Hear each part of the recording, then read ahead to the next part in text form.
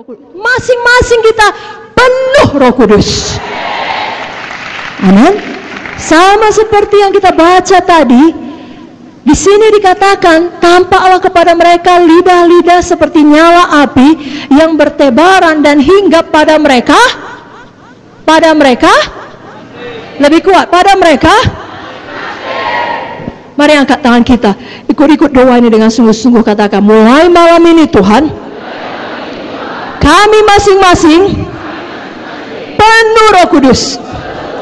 Kami memiliki hidup yang berubah, yang menang, yang berkuasa, menjadi saksi Tuhan di akhir zaman ini, menunggu kedatangan-Mu yang kedua kali.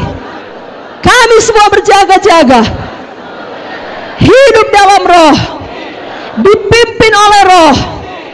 Biarlah semuanya kami, seluruh sidang GKI, mengalami kebangunan rohani. Jadilah ini bagi kami, di dalam nama Yesus. Dan semua kita berkata, berikan tepuk tangan bagi Tuhan Yesus. Nah, tadi judul firman Tuhan mengenal Roh Kudus dan dipenuhkan dalam Roh Kudus. Jadi mari kita ingat, siapakah Roh Kudus sebenarnya? Yang pertama, Roh Kudus adalah seseorang, bukan sesuatu. Roh Kudus adalah seorang pribadi. Apa Bapak Ibu Saudara? Nah, kalau kita melihat Roh Kudus sebagai kuasa, saya perlu penuh Roh Kudus supaya saya berkuasa, supaya saya bisa menjadi saksi Tuhan yang dinamis. Saya perlu penuh Roh Kudus supaya saya bisa menjadi saksi Tuhan yang mengabarkan Injil kemana-mana. Dia adalah kuasa. Maka kalau kita melihatnya sebagai kuasa, kita tidak merasa perlu membina hubungan pribadi dengannya, karena kuasa itu adalah sesuatu. Tapi kalau kita selalu mengingat Roh Kudus sebagai seseorang, sebagai pribadinya Tuhan, maka kita mengerti ada Tuhan hidup di dalam saya. Seharusnya satu pewahyuan ini saja cukup membuat saudara sukacita sepanjang malam ini. Ada Tuhan hidup di dalam saudara.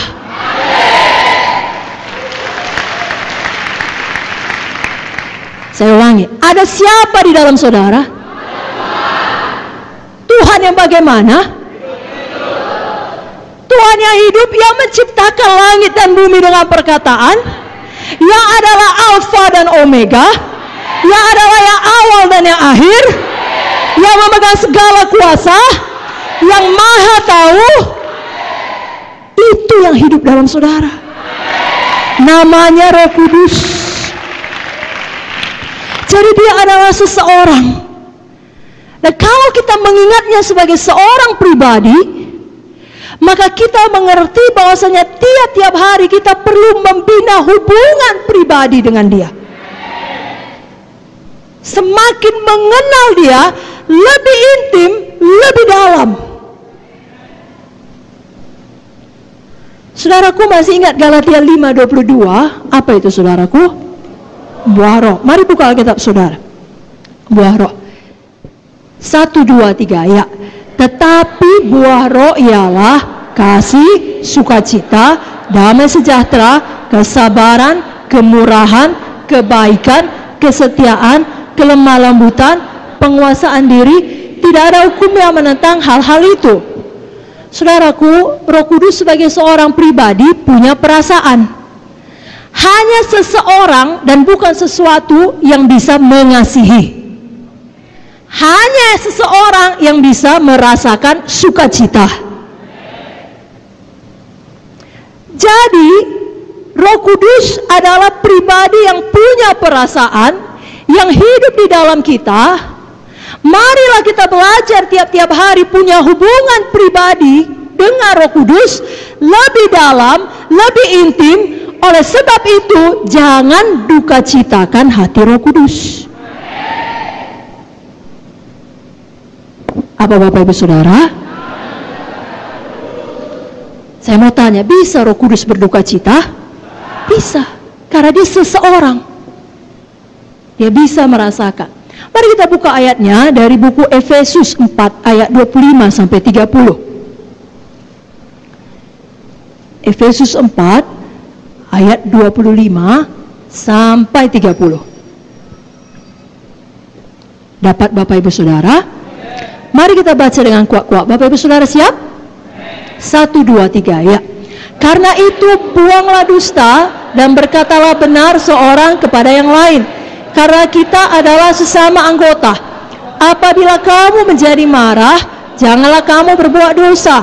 Janganlah matahari terbenam sebelum padam amarahmu, dan janganlah beri kesempatan kepada iblis. Orang yang mencuri, janganlah ia mencuri lagi, tapi baiklah ia bekerja keras dan melakukan pekerjaan yang baik dengan tangannya sendiri, supaya ia dapat membagikan sesuatu kepada orang yang berkekurangan. Janganlah ada perkataan kotor keluar dari mulutmu, tapi pakailah perkataan yang baik untuk membangun di mana perlu, supaya mereka yang mendengarnya beroleh kasih karunia. Dan janganlah kamu mendukakan Roh Kudus Allah yang telah memeteraikan kamu menjelang hari penyelamatan. Amin. Jadi ada beberapa perkara yang dapat membuat Roh Kudus di dalam kita berduka cita. Tapi malam ini kita hanya melihat 2 perkara saja. Yang pertama, jangan berbohong, jangan berdusta. Katakan, saya tidak mau berbohong, saya tidak mau berdusta. Ini yang dituliskan dalam ayat 25 tadi. Karena itu buanglah dusta dan berkatalah benar seorang kepada yang lain, karena kita adalah sesama anggota. Anggota apa? Anggota tubuh Kristus. Jangan saling mendustai, karena kita satu tubuh, satu keluarga Allah. Saudaraku, dalam Mazmur 119 ayat 163 dikatakan, aku benci dan merasa jijik terhadap dusta, tetapi Tauratmu kucintai. Kalau kita mengasihi firman, maka kita jijik terhadap dusta.